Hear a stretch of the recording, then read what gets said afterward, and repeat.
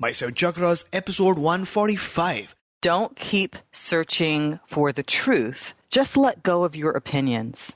The seven chakras, swirling vortices of energy, positioned throughout our body from the base of the spine to the crown of the head. For thousands of years, this ancient wisdom has been passed on from master to disciple. What are the functions of these energy centers? And could these chakras help you unlock your destiny and find your true purpose? Welcome to My Seven Chakras. And now, your host, Aditya Jai Kumar. What's up, action takers? AJ here, and you are back once again to your foundation for inspiration, your hub for action, and your on-demand radio station for a transformation. This is a show where we firmly believe that the mind and body are deeply interconnected. So if you want to affect your mind, work on your body. And if you want to affect your body, work on your mind. Action Tribe, we have a powerful episode in store for you today. But before that, let me ask you this. As on today, we've completed 144 episodes, which means 144 featured guests, 144 amazing topics, and loads of stories and insights shared.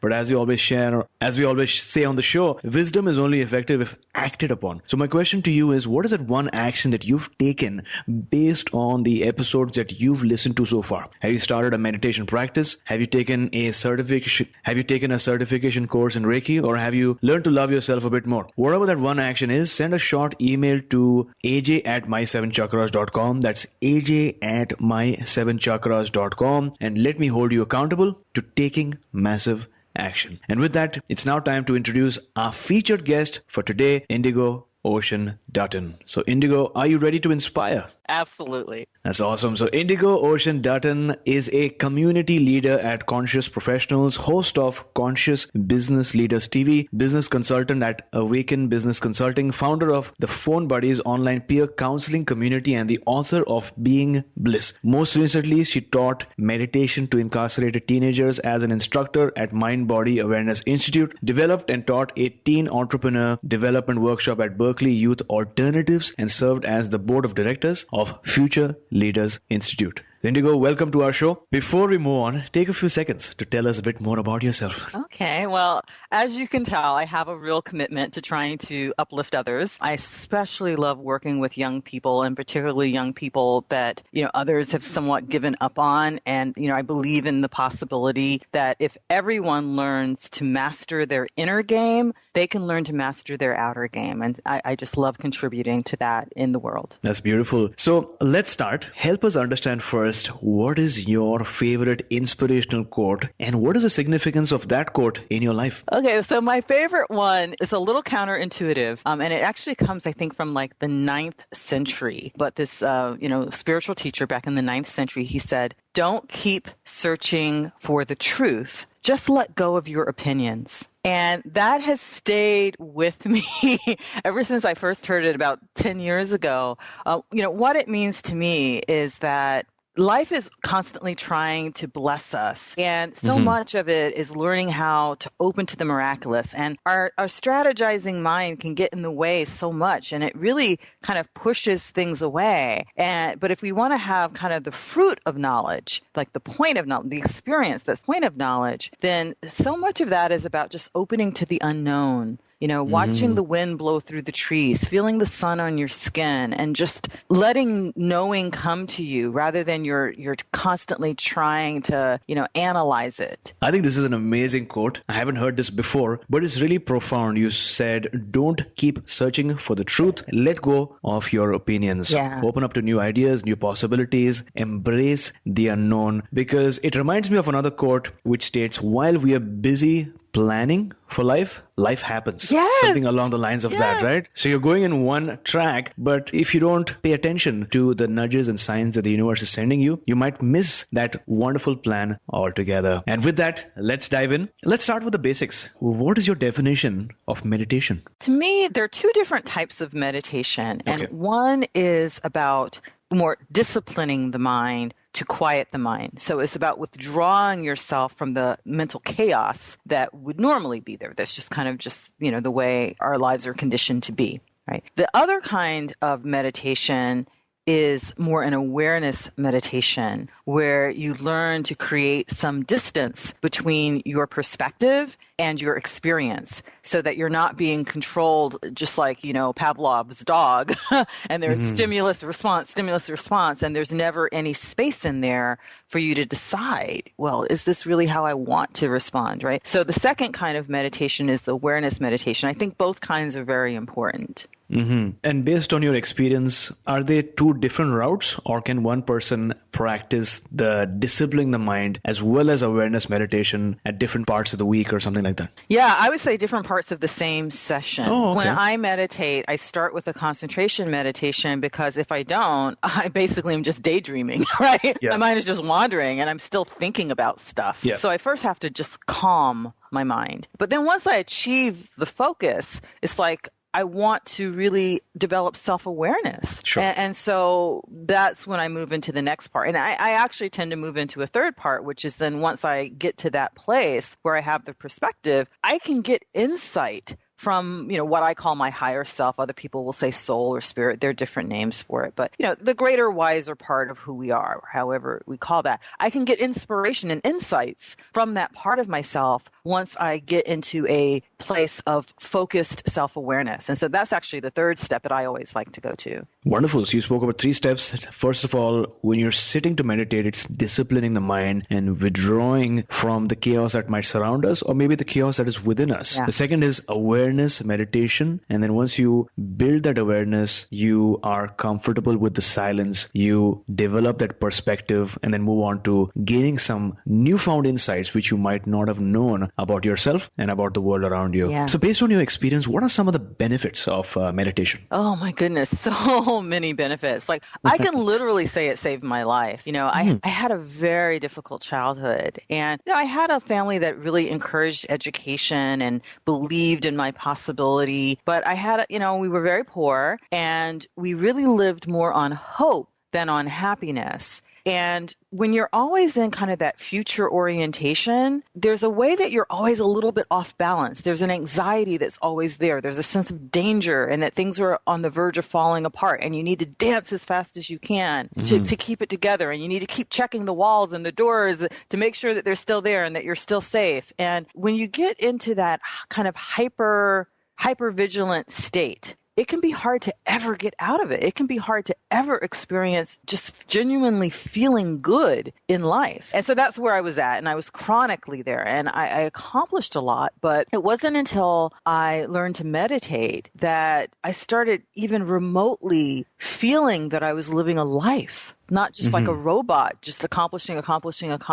but never feeling anything. So at the very least, it does that. And then additionally, as you get better with it, it starts just giving you more traces about how you respond and how you create your life.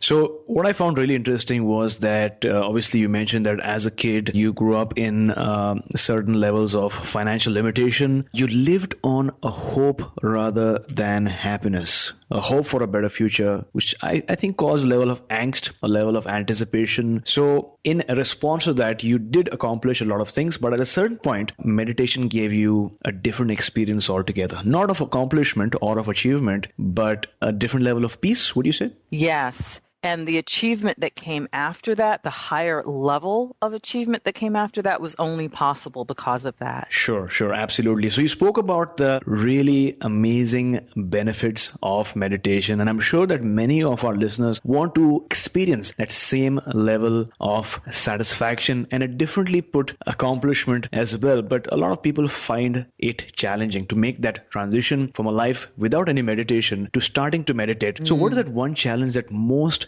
beginners face when trying to meditate, and what solution do you have for that? I think that the biggest challenge is that people have a wrong idea about what it means to do meditation and what's required to, quote unquote, really be doing it. And like for me, for example, when I first had started, I thought, I have to be able to sit for like half an hour, or I think like the first thing I read was more like 40 minutes. I couldn't sit still to do anything for that long, you know?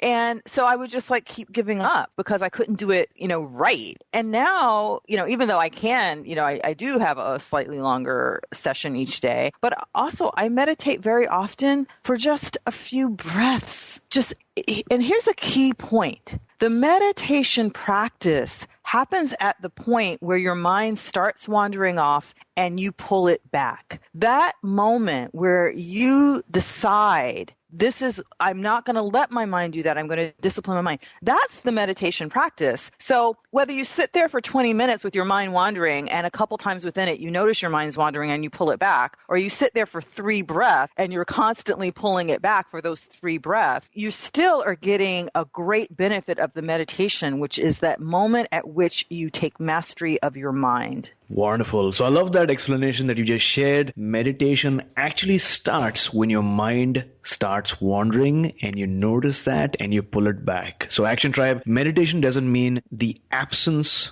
of chatter or the absence of thoughts or the absence of those wandering ideas or that soundtrack that might be playing in your mind, but it is just being with yourself in solace and then just noticing when your mind is wandering and taking notice and pulling it back, right? Yeah. So it's this cyclical, so to speak. Yeah. Wonderful. Now, I'm sure that many of our listeners have tried meditation in the past. Maybe they've gone to a meditation class or they've meditated with a friend and they've really enjoyed the experience. But meditating once is very different from a routine practice of meditation. And many of our listeners find a challenge when trying to establish a meditation practice daily or even every other day. So what advice do you have for such a listener? I would say start by doing little micro meditations. So I think it's easiest to peg it to meals because most people will have 3 meals each day. And even when you're at work, it's accepted that you're going to be taking a little bit of time for yourself for your meal break. So you don't have to worry about a boss walking by and being like, why are you just sitting there?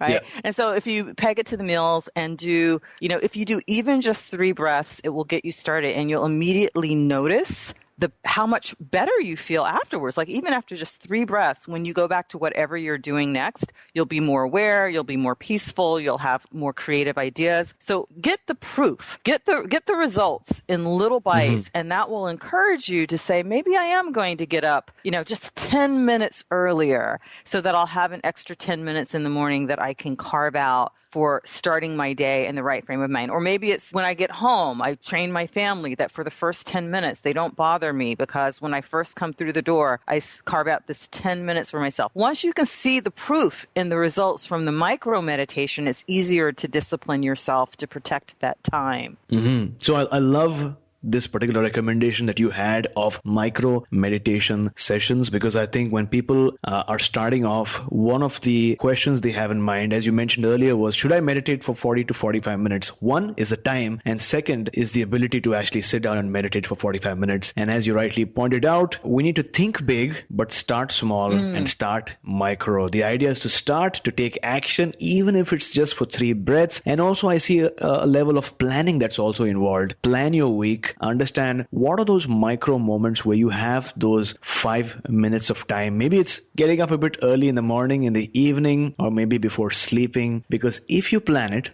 if you monitor how you're feeling, maybe take out a journal and write it down as well, you will make those bits and bits of progress. And over a period of months, you'll be surprised about where you've reached. So thanks a lot for this amazing insight. Now, let's take a few steps back. How did you first stumble into the field of meditation? So it's kind of funny. I had gotten into this gifted and talented high school. And before that, I always, I worked hard, but it was easy to do extremely well. Like I worked hard because I always wanted a 100. I always wanted a perfect score. Like a 95 was unacceptable. And so the difference between a 95 and 100 is that, you could work nonstop, right? Mm-hmm. So there was that. But once I got into the gifted and talented high school, which was a boarding school at that, so I was no longer living with my family, it was just so much harder. I mean, it was just kicking my butt.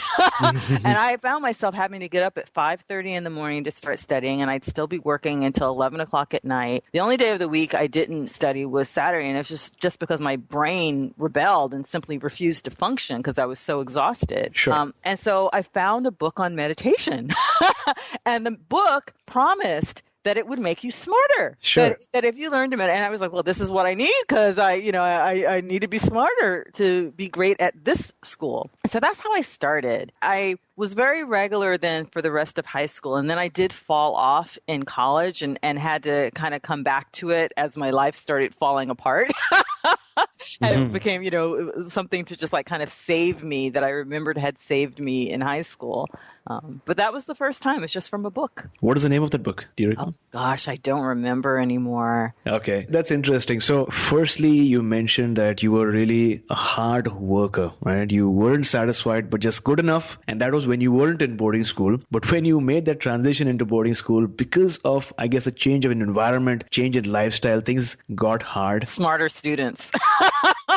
Okay. Who were used to that lifestyle, right? Exactly. Okay. And you couldn't manage that change. And you found the book on meditation, which I'm sure it's been so many years, it's almost impossible to remember. But what you do remember are those insights that you learned from that book. But what I found really amazing to note was that you did get the results, but then you sort of fell off the track, but then you came back again. And I think this is a very strong point to hit back home is if you're reading a book, Action Tribe, or if you're doing a course, or if you're practicing a lot, it doesn't mean that you won't have challenges. It doesn't mean that you won't, go off the track. It doesn't mean that you will falter. But the idea is not to give up when you falter, but the idea is to get back on track once again. And it's never too late to start once again because you know that it's possible. So Indigo, based on what you've shared today, thanks a lot, first of all, for those amazing nuggets of wisdom and that story that you shared. What is it one meditation tip that you'd like to share with our listeners? I think I would like to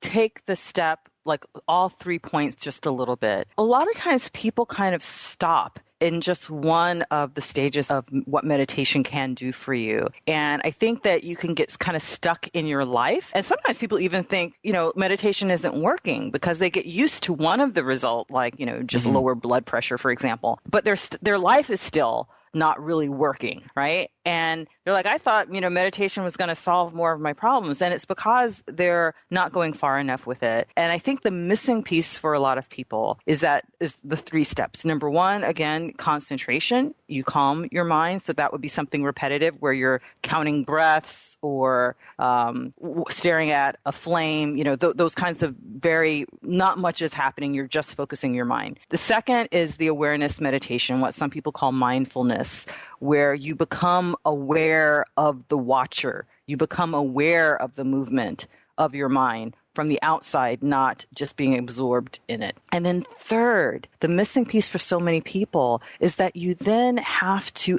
ask for guidance, ask for insight. You are in that moment completely one with your higher self, your spirit, and there's an opportunity to see the changes you need to make in your life, or just even small decisions, little tiny decisions.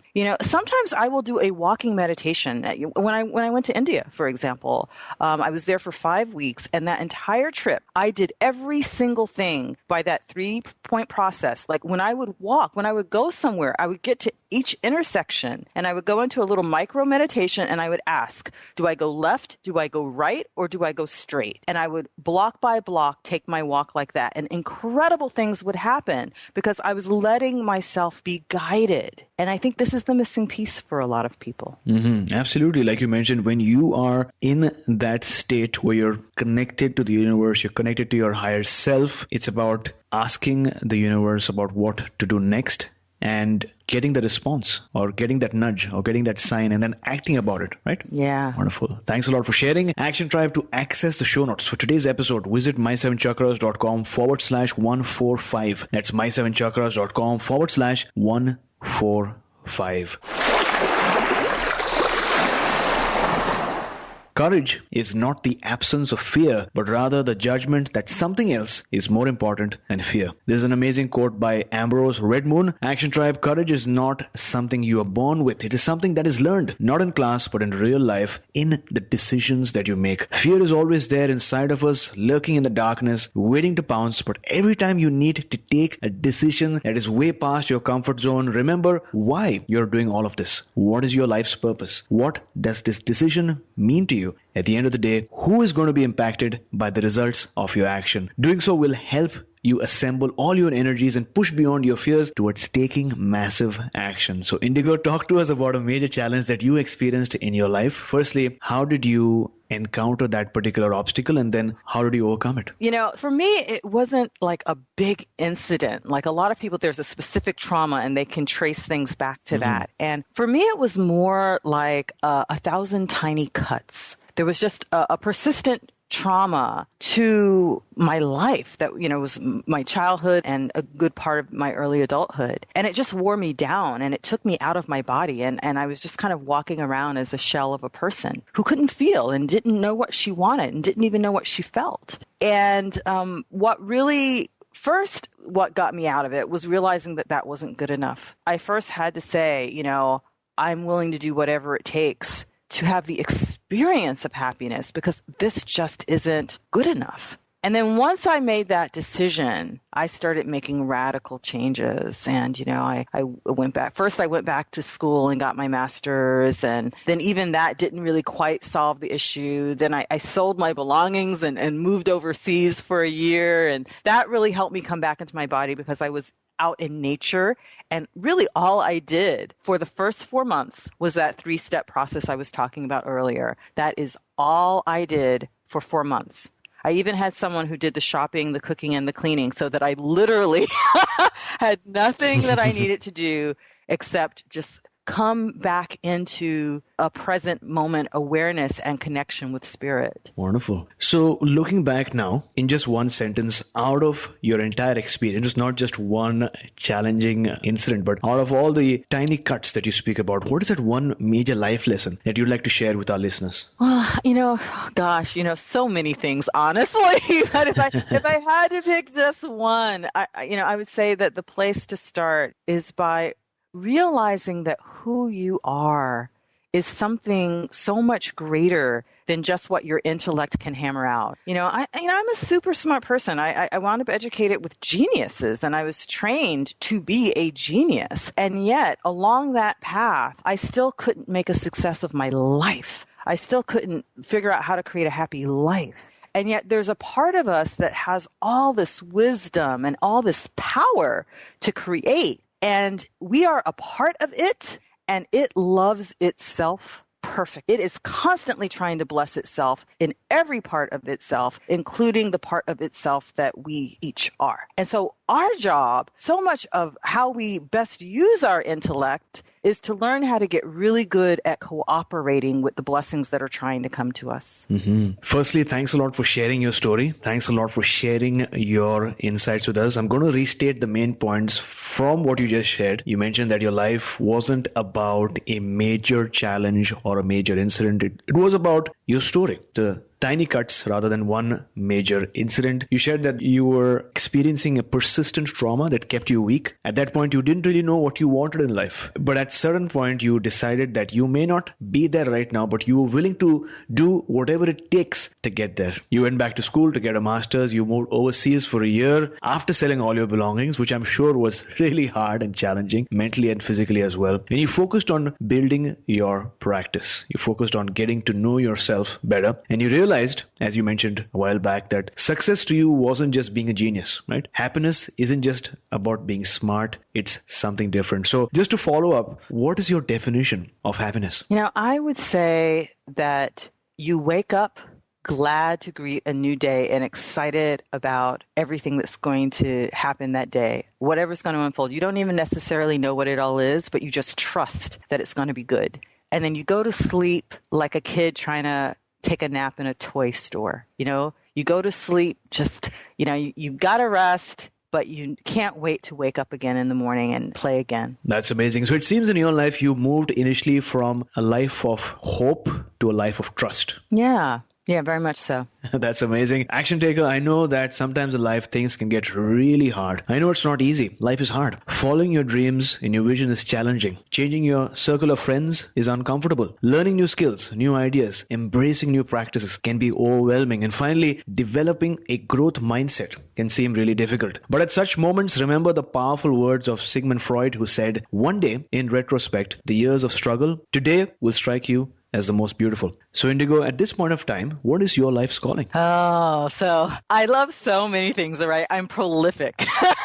I'm always creating things. You could probably tell a little bit from my introduction, but I still am constantly creating things, right? Yeah. So right now, my love is helping other people to create. Like, I think that while, what they call right livelihood, which is work that's really meaningful to you, that can be in any kind of a field. Like, it could be as an employee or it can be as an entrepreneur. But I especially love working with entrepreneurs around what are they bringing forth into this world, because that ability to shape every moment of the day exactly in accord with your spirit and what your spirit is trying to bring out into this world it's just easier for an entrepreneur because they have just so much control over what they're doing. And so I love working with people in a way that gets past the intellect, past the strategizing mind, and works with their spiritual and creative wisdom within a field of meditation. I use a lot of meditation in my work, and that helps design a business that is really going to fulfill them, that is something that spirit is trying to do through them rather than something that they have to hammer out with perseverance and hard work and just make it work. Mm-hmm. So that's my favorite thing. I love everything about it. I love the experience of being in the session because, we go to a place together. It's like my spirit and their spirit starts working together. I love waking up in the middle of the night with an inspiration that came through for them and jotting it down, on the pad beside my bed. I love seeing their businesses come to life and the miraculous things that happen, just that keep blowing my mind and keep confirming for me, wow, this really is a miraculous world, and this really is meant to be fun and even easy. Wonderful. That's amazing. And, what I've heard is that entrepreneurs are built of a different sort of metal, right? You have celebrities or politicians and so many different people in life, but the people who are going to change the future are the entrepreneurs, because these are the people who look at a problem in a completely different way, who look at challenges as welcome initiatives, because, challenges, as we discuss always in the show, challenges help us grow, challenges are feedback, challenges help us get to know ourselves better and the problems that we're trying to solve better as well. Entrepreneurs are going to create more jobs. They're going to create more happiness in a way. They're going to make use of existing resources to create even more. So I really, really love your mission. If you had to relive the memories of your life, is there a defining moment that really changed things for you? Yes. And at the risk of sounding very woo-woo, I have to tell you, it was when I had sort of a Satori experience. And I wound up having about 4 in my lifetime. But the first one, the real turning point, was that first one. And I remember I was a senior in high school, and I was visiting colleges, and I was visiting a friend of mine who was a year ahead of me, who was at this Ivy League college that I wanted to go to. And so I was visiting him to check out the school. And I remember that the whole experience had me kind of hyper excited. And I didn't realize it because I had no self-awareness, but I was very, very kind of just keyed up, right? Mm-hmm. And so there was this really starving dog. I remember having this Danish outside the shop with my friend, and there was this starving dog. And I was trying to feed the dog some of my Danish, and the dog would come closer like he wanted it, and then he would back away. And I said to my friend, "What's wrong with this dog? He's obviously hungry." And my friend said, "Well, look at you. He's afraid of you. You're so agitated. Calm down." And then in that moment, I was just struck by this profound self-awareness. Because see, before that, I was only doing concentration meditation. I had not even discovered awareness meditation yet. Yeah. So it just dropped me into that place. And suddenly the dog came and he ate the food from my hand. And then for the next few days after that, it was like everything was like kind of had a glow, not like visually, but just a feeling of a glow to it. Everything was love and sweetness, and everyone I met, regardless of how they were being, I felt a connection to them. It was just this experience of being as my spiritual self, like experiencing the world the way that my spirit probably experiences it. Wow. Thanks a lot for sharing. Now, for someone who's new to this space, what is Satori? It's a Japanese meditation term that basically means it's a temporary enlightenment. Okay, got it. So thanks a lot for sharing that moment. Sometimes when we interact with animals, maybe like dogs and cats, domesticated animals that have been with humans for so many years, I have this moment where I'm not able to differentiate between that animal and actually a human spirit. It seems like a human spirit is trapped inside that animal, and that animal is looking straight through you. So I think I have those profound moments sometimes, and it sort of reminds me that everything is connected around us, and each of us has a role that we play in the evolution of humankind as well as Gaia, the universe. So this is an amazing time to live in. And with that, we've arrived at the very last round for today, a rapid fire round called the Wisdom Round.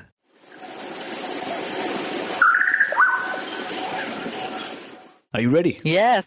Great. What is the best advice that someone's ever given you? Enjoy your life. Beautiful. Name a personal habit that keeps you going. I would say just getting into motion, not necessarily knowing how something is going to end before I'm willing to start. So, Indigo, do you have a morning routine? I do. So I'm one of those people who says, get up when you wake up, if you can. And as an entrepreneur, you have more flexibility than if you have to arrive at a job at a certain time. But I like to get up when I wake up. And so there are certain things I want to get done in the morning. Like I want to meditate for 20 minutes. I want to do at least like 10 minutes of yoga. I want to have a good breakfast. But what order I'll do them in will change. Got it. So name a book that you'd like to recommend for our listeners today. The Holographic Universe. If you're someone who believes in science, it will connect the dot for you on how spiritual laws are able to work with our physical reality. That is amazing. I'm sure a lot of our listeners would love this because many of our listeners are transitioning from roles that usually involve the left brain. So, for example, scientists and mathematicians and doctors, and now they've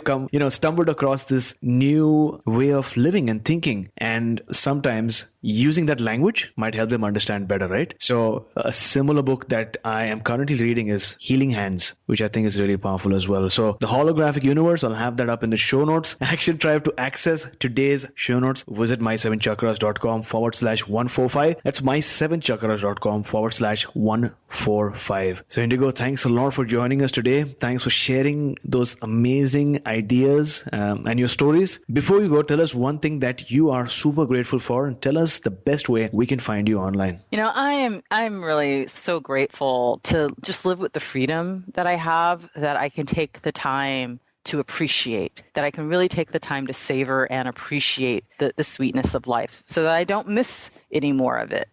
And to connect with me, I would say go to my website, awakenbusinessconsulting.com. And if you want to connect with me, you can through there. And I'm also on Twitter at Indigo Ocean. And I love hearing from people. So if you enjoyed this interview, let me know. Wonderful. We'll have the links up in the show notes for sure. So thank you so much for joining us on today's show, talking to us about the power of meditation and taking us one step closer to a human revolution. Thank you, Aditya. You